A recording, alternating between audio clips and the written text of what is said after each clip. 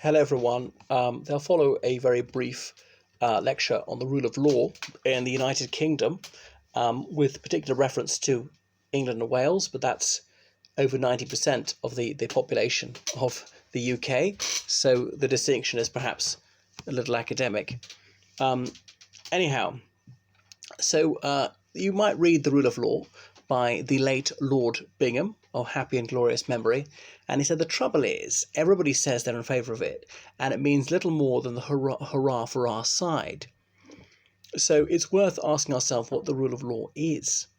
And Albert Venn Dicey, Vinerian Professor of Public Law in the University of Oxford in the late 19th century up until about 1922 when he died, he's the one who invented this expression, rule of law.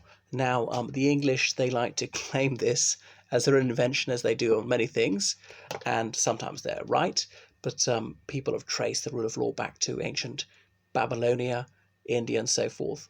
But let's look at it in a British context. Dicey, he said that the rule of law is not dicey, like himself, nominative determinism perhaps, but he said that there were two pillars. There was the rule of law and parliamentary sovereignty. But the tricky thing is, do they support each other, or perhaps they're clashing with each other?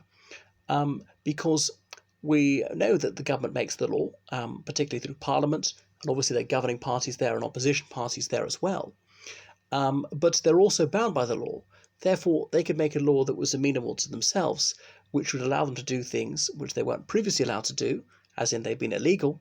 So this whole concept of rule of law and parliamentary sovereignty, perhaps parliamentary sovereignty makes a mockery of the rule of law, since they could allow themselves to do things which were illegal up until this point. We know the law is dynamic; it's never static, and it's malleable. It moves with the times. Sometimes it doesn't move as fast as it should do. That's one of the things that was an eye-opener to me when I began to study law, is that the very word law suggests to me certainty, predictability, and all the rest of it.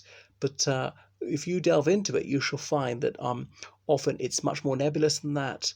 Quite often we can say probably, possibly, these things are quite debatable.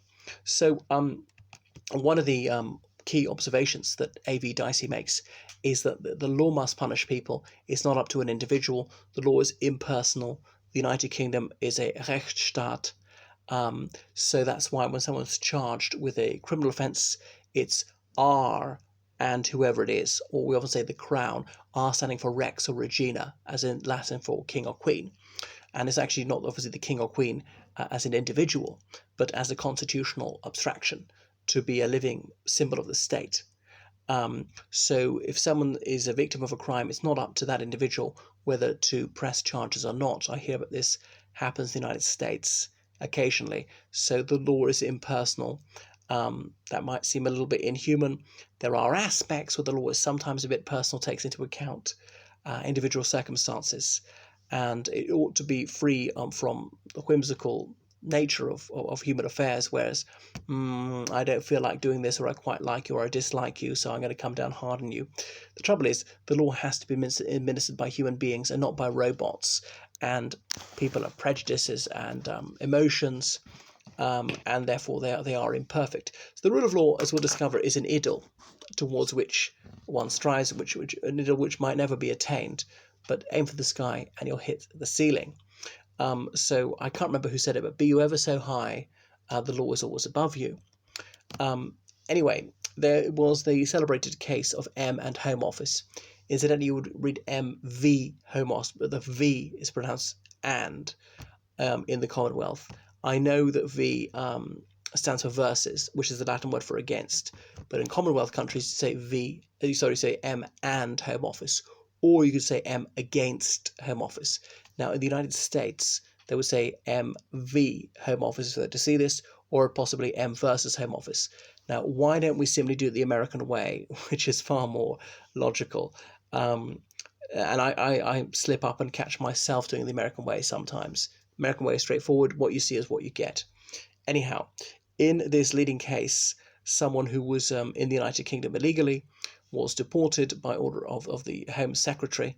So he or she is in charge of such matters, and the person was not granted a court hearing in which the applicant could plead his case, saying that he ought to be allowed to remain within the United Kingdom.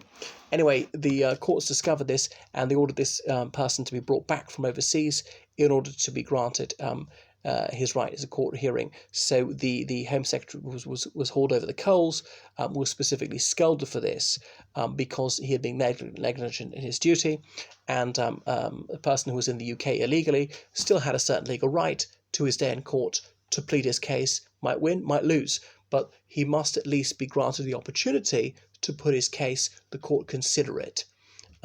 So to boot him out without so much as a court hearing was depriving him of his liberty. And the Home Secretary, I know he or she is elected to Parliament, appointed to the Cabinet, has the confidence of the Prime Minister and so on, is to be scrutinised by Parliament, but that doesn't mean that he or she can break the law in this regard. And another thing, how as a constitutional abstraction, is the Home Secretary as an office holder rather than as an individual. Sometimes the government has to pay compensation, and that's out of taxpayers' money. It's not the relevant minister is personally liable for it. Maybe you should think it'd be different. They take their duties a great deal more seriously. But then again, who would go into politics for that with a case? Only wealthy people, but then they tend to be even more jealous and even more tight-fisted about their money than Joe Average. Anyway, so Dicey said that disputes about law are settled by the courts. It might seem to go without saying, but there we are. So the courts, they are there for judicial interpretation, statutory interpretation. That's a whole other lecture, really. What does the statute mean, and can we infer things from it? Can we read things into it? Aren't there between the lines? And we have to interpret this in the light of social reality. That's what they say in Spain, for example. So I know that the courts of England and Wales, they learn from other Commonwealth jurisdictions, occasionally from mainland Europe. Now, those are Roman law jurisdictions, but there's always been a dialogue between Roman law and common law. And since 1973, when the United Kingdom joined the European Union, the two somewhat converged because of the European Parliament, and from, well, as of January, perhaps have begun to diverge a little bit, but we shall see. It's an evolution. It's a work in progress. So law is always driving forward, sometimes going backwards, but it's ever evolving. And that's why you really got to keep up with it, see what statutes have been passed, what the leading cases are, what the obiter dicta are, or more importantly, what the ratio decidendi are, the reasons for deciding. Obiter dicta being the other statements made when the judge was coming towards his or her summation, some other observations made. Anyway, so look at Heathrow, the third runway, this most vexatious issue. They've been humming and hawing about that for a quarter of a century. Is the third runway going to be constructed at Heathrow Airport? And a couple of months ago, there was the government was minded to do it. There was judicial review, and the court said you can't do it. However, the government could appeal that decision, could possibly overturn that decision, and could yet build it. They showed little inclination to do so at the moment. As you can imagine, they're more preoccupied with coronavirus. So just because the government does something, that does not automatically mean that it is legal. Now, when it comes to judicial review, the government wins about 75% of the time. Now, that's unsurprising. You would expect the government to act legally most of the time. Plus, they've got their in-house lawyers, Home Office barristers and so forth. The Attorney General is in the House of Lords usually. There's a Solicitor General, and they are invariably qualified either as solicitors or barristers. And the Lord Chancellor, until, say, 2005, was always a barrister, and saying, well, what is the law here? And looking it up in the statute book or LexisNexis in more recent generations. So the government is trying to keep within the law. It doesn't want to have its actions blocked by the courts. So the courts have been sometimes a thorn in the side of the government. The judiciary must be independent of the government and indeed the opposition. All right, they're not there to be oppositional, no judicial activism. They should be neutral on politics. They are upholding the law, popular or unpopular, and that's why it's important that they're not elected, because they don't care about that. They're not overly swayed by public opinion. People may fulminate, may curse them, but that's unimportant to them. They just do the right thing. They get on with it. They rise above it. Whereas politicians, they've got to win elections. They can't do things which are too unpopular. They've got to be short-termist, and courts are not like that. Because we don't just want them to be another bunch of politicians who are, pandering to the lowest common denominator. We want them to be actuated by higher motives and to be unfussed by passing fads. So anyway, Dicey said that rights will what form the Constitution. It's not the Constitution which formed rights. Again, it's a contentious statement. So the Constitution of England and Wales, and subsequently the United Kingdom, grew out of the rights which already existed. Where do these rights come from? I mean, out of the Ark or what? I mean, what are rights? That's another jurisprudential debate. Are they things that are actually laws? Do they exist on a philosophical level, or are they simply assertions? What's my view? I suppose that they're laws, really. I could say that I have the right to £1 million house or something, but that's really just a desire on my part. There's no law to say that's true. It'd be difficult to construct a watertight philosophical argument for that. Anyway, so the Constitution, and what is the Constitution of the United Kingdom? It's very questionable. So people say it's Magna Carta, but of the 63 clauses thereof, only 3 are still extant on the statute book. Now, the others haven't been completely binned. They've often been reformulated, transposed into law, stripped of some of their content, because so much of Magna Carta is about property rights, inheritance, taxation, the rights of boroughs to send and receive goods.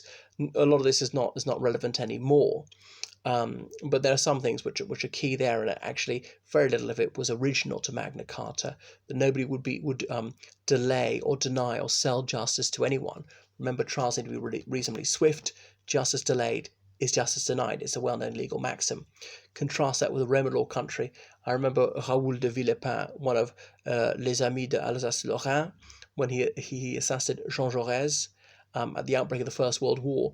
This man was charged with murder, and his trial didn't take place for 5 years. Okay, in England and Wales, if you're charged with murder, your trial would typically start within 6 months, because there's time to gather evidence. Trials mustn't be rushed. We must have fair trials, sufficient time for the defence to build their case. Well, I'm slightly jumping the gun on this. Anyway, Dicey, I don't completely agree with him. So Joseph Raz is an Israeli professor of law, and he's a famous thinker on this issue. So he studied at one of the universities in the state of Israel, later attended Balliol College, Oxford, where he sat at the feet of H.L.A. Hart, who died some years ago.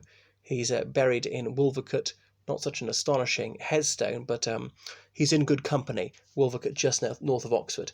Anyhow, so Raz, he laid out 8 principles of the rule of law, saying that these laws, that they must be clearly expressed, they must be openly accessible, so we can actually read what they are. They're in statute books, they're in LexisNexis and so on, they're law reports, so we can find out what it is. Because remember, the old maxim, ignorance of the law is no defence under law. I didn't know burglary was illegal. You got to let me off. Or I didn't know the speed limit on the motorway was 70, I thought it was 170 or something like that. I didn't know what the age of consent was or something like that. I didn't know I had to pay tax. No, this won't wash, and you can see why. Now, sometimes these might seem to be a bit onerous, especially if you just arrived from abroad. But there we go. What if you had no reasonable way of knowing if this was the case? Imagine you're a Japanese soldier, the Second World War has ended, and you're in the jungle of wherever it is, and you've not heard the war has ended, and then you kill someone who's a soldier of an enemy country, not realizing that there's no longer a state of war. Are you guilty of murder or not? A good question. Well, if you're really going to go by that law, you'd have to say you are, because even though you didn't know, it's up to you to make sure you're apprised of the law. Now, I think courts would be a little bit sensitive, might give you an absolute discharge, or this is why the Crown Prosecution Service would enter non prosequi. Obviously, depending on which jurisdiction you're in, you may well not be in a common law country. If you're in the Far East, Malaysia would be a common law country, that they've got elements of Sharia.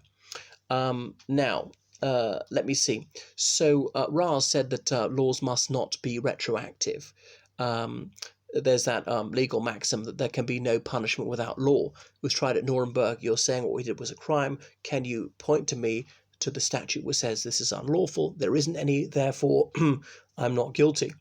So even in the Napoleonic Court Code, the very first article says nothing in this code has a retroactivity.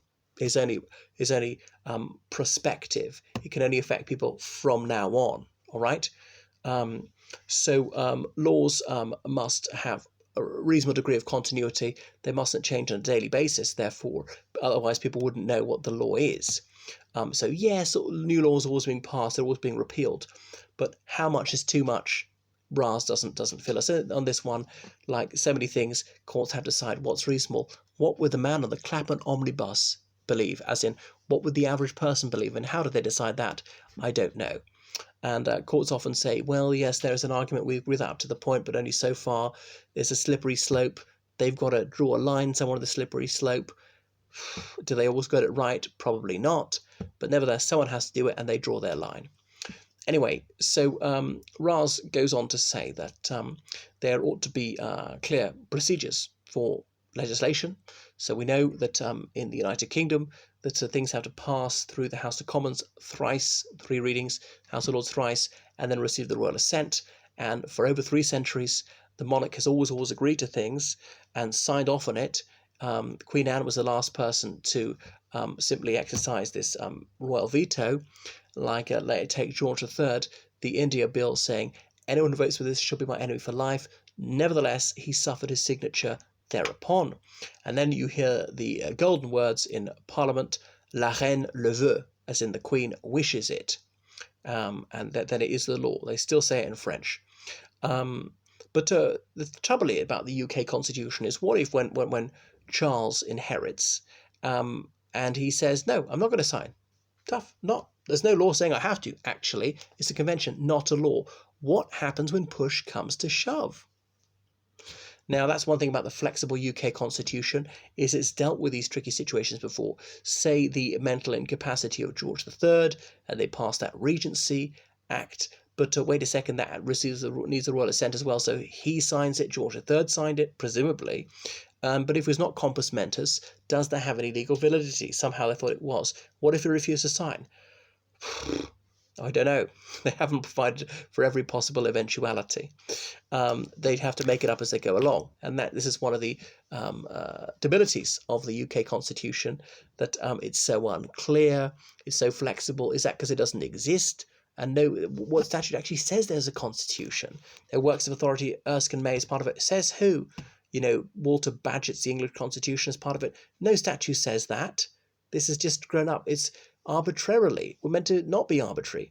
Anyway, I think there ought to be a UK Constitution Act saying these are the works of authority, a part of it, these are the statutes, part of it, and then we'd actually know. Might not be as time consuming as everybody seems to assume. So HLA Hart, as in the mentor of Ras, says we ought to have a legal recognition. There's this belief in legal positivism. We need to know that something is a law, all right? We need to know that Parliament passes statutes at a lower level. Well, there's the Welsh Assembly, Northern Ireland Assembly, there's the Scots Parliament, there's the London Assembly, the various county councils passing bylaws to only affect their county. And indeed, sometimes Parliament confers certain authorities on executive figures like, say, the Foreign Secretary or the Education Secretary.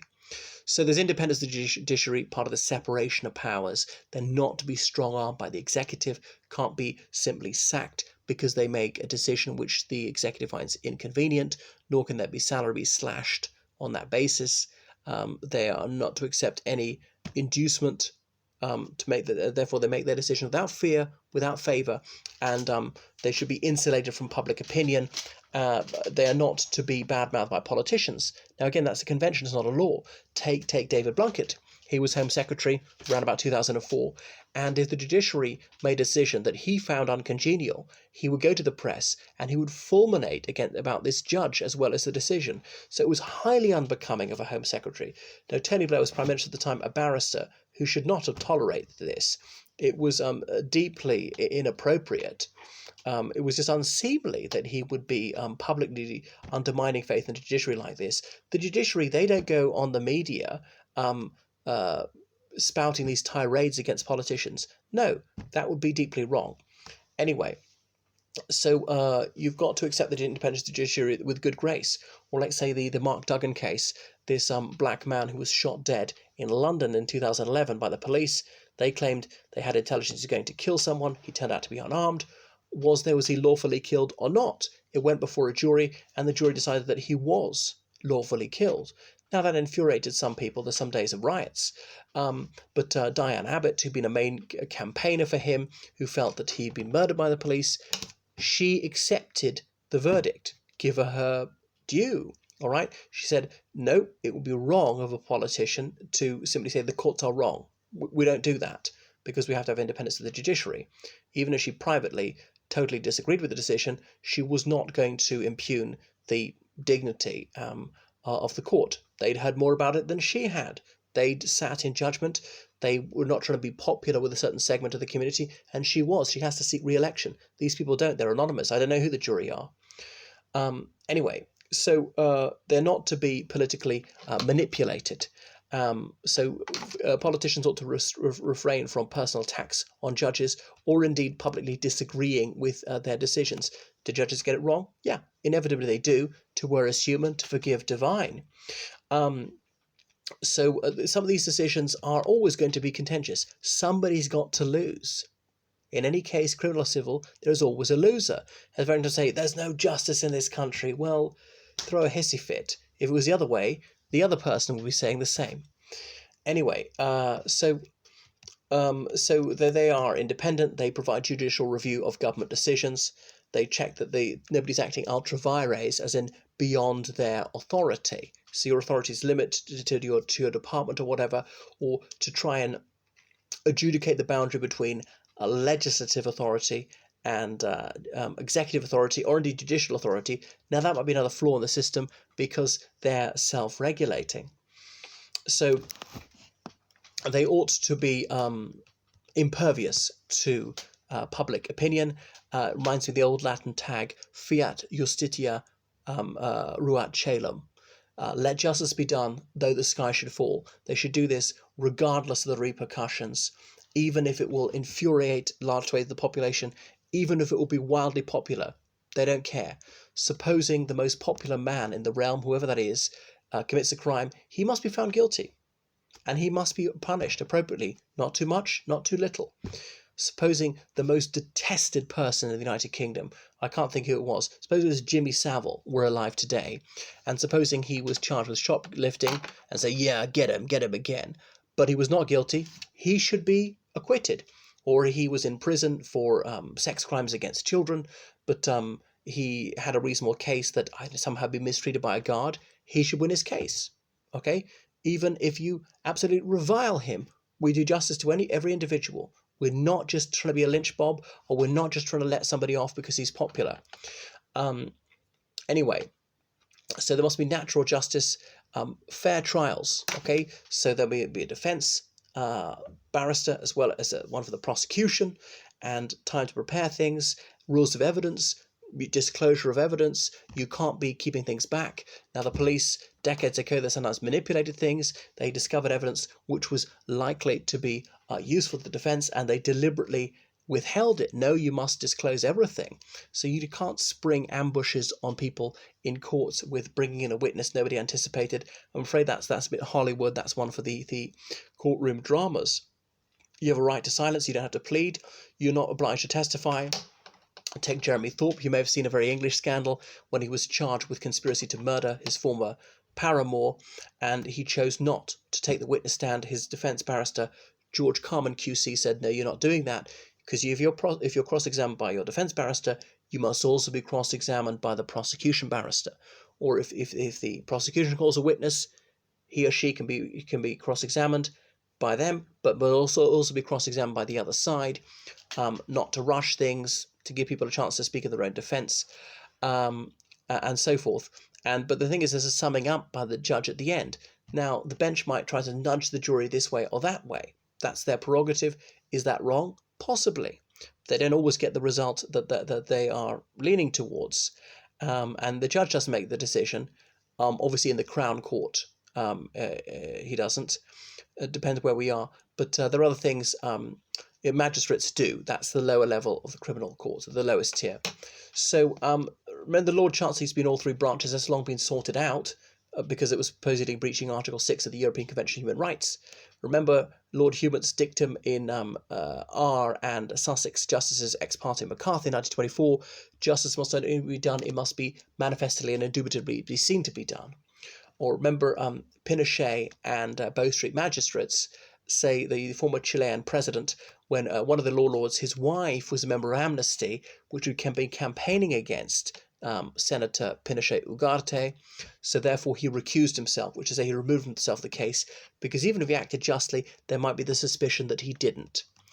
He said, I approach these things by a judge, but we can't let there be any sense there was possible injustice. Caesar's wife must be above suspicion. So there must be also the appearance of justice. We mustn't undermine public confidence in the integrity of the system. So coming out of parliamentary